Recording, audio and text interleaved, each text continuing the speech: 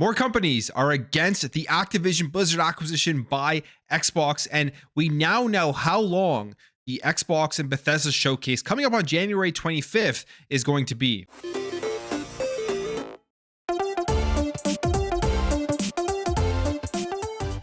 With the Xbox and Activision Blizzard acquisition, we haven't had big news yet in 2023 about it. We know that they are going through looking at all of the stuff, and we know that Sony has been the main opponent of this deal, citing things that really don't make that much sense, especially because Xbox has come out and already made a ton of concessions, especially with the 10-year deals for Call of Duty, not only for PlayStation but also for Nintendo. We also heard grumblings that Google was against this deal, as well as they don't want to be impeded upon on the cloud side of things, even though Google Stadia is shutting down. That also on the mobile side of things, I think that's the main thing Google is against. We've known Xbox is going to potentially be making their own app store, an Xbox store for all of their games, and big games that they're going to be acquiring if the Activision Blizzard deal goes through, with games like Call of Duty Mobile, Diablo Immortal, all of the King stuff, specifically Candy Crush. So Google doesn't want to see that happen. They want to continue their dominance in the mobile space, and Microsoft, being a $1 trillion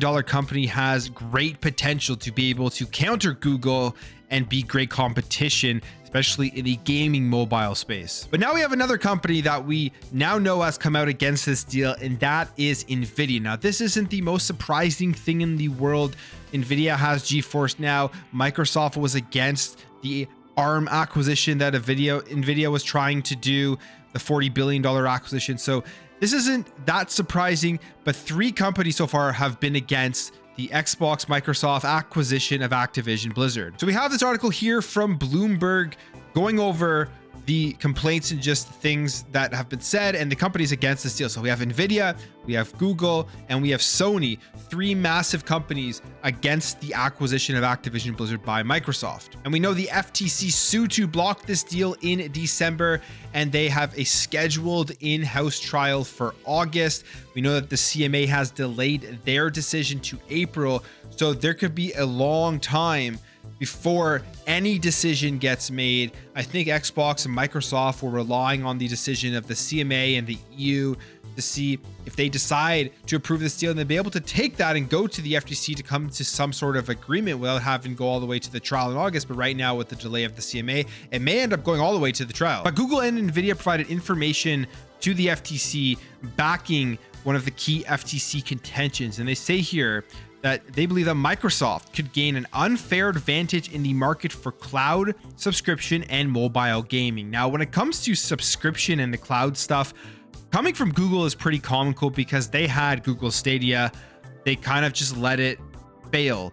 It was a bad service overall. I mean, they had good quality in terms of the product, in terms of the actual streaming, but marketing it and getting the quality content in there to keep people engaged in Stadia wasn't there. They let it fail, and now it has shut down. So them saying that this deal is going to make it hard for them to compete in cloud and subscription and even mobile gaming is absurd. If they want to compete, Google is a massive company, they could compete. They don't want to compete, as we saw with Google Stadia. Now, also, it says here, in its remarks to the FTC, Nvidia stressed the need for equal and open access to game titles, but didn't directly oppose the acquisition, according to one of the people. Now, keeping equal and open access to game titles within the Xbox ecosystem, it is the most equal and the most open when you're comparing it directly to PlayStation, to Nintendo. It's not even close, with Nintendo and PlayStation being very closed ecosystems, and then Xbox, yes, having their Xbox ecosystem and platform that you have to create an account for to be able to access their stuff, but they aren't restricting you to a singular device, which is a huge advantage in gaming.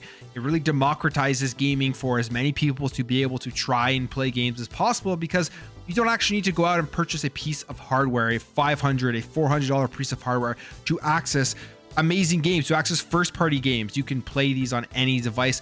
So these arguments coming from these companies, Xbox is already taking part in making games have open access. Now, yes, there are going to be games that Xbox would acquire in this acquisition that would stay within the Xbox ecosystem, which would mean that you have to get into the Xbox ecosystem to play them, but it's better there than being on PlayStation or being on Nintendo in terms of creating open access to games. And then on the other side, Nvidia GeForce Now, they have their streaming service, which allows you to do the same thing, streaming games pretty much anywhere. So it's pretty open there as well. So you can understand what they're getting at, but it's not a bad comparison.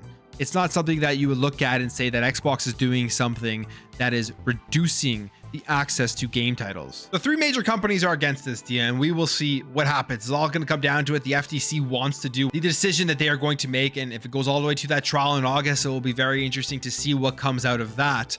Microsoft, obviously knowing that they have the resources and they have good arguments backing them to be able to fight this if the FTC continues to try and block the deal. Now, when it comes to the Xbox and Bethesda showcase, I was thinking that this was going to be a shorter showcase, thinking it's more like the Nintendo Directs, which are usually like 20-30 minutes, depending on how much stuff they have and depending if they're just looking at one game or multiple games, but they usually aren't 45 minutes to an hour, if I recall. And even with the State of Plays, they have like 20-minute shows, shorter shows, just doing deeper dives into games that are coming out. We now know that the length of the Xbox and Bethesda showcase is going to be 43 minutes. Now, this comes via Aaron Greenberg. He says here, since many folks have asked, our show is tracking 43 minutes long.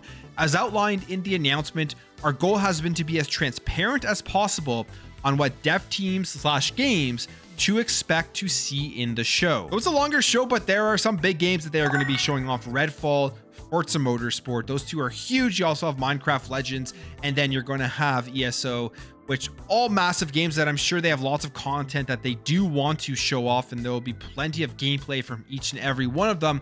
The funniest thing here, or the best thing here, I would say, but also funny, is that they are being transparent. They instantly said yesterday that Starfield is going to have its own show. That's why it's not involved in this show. What I find funny is people are still worried about Starfield because it isn't here at the show. Like, it may get delayed, you never know, but they have confirmed so far that it is going to be released in the first half of the year, by the end of June.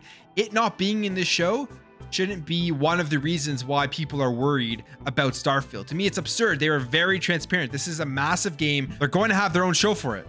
That's it. And that's a smart thing. You want to have your own show for Starfield because it is on a different level of games that are going to be coming out in 2023. But that's it for me, guys. Let me know your thoughts on this, on the FTC stuff with Nvidia and Google against the deal. And what do you think about the length of the show coming up on January 25th? If you enjoyed this video, make sure to hit that thumbs up button. If you're new here, you liked what you saw, consider hitting that subscribe button.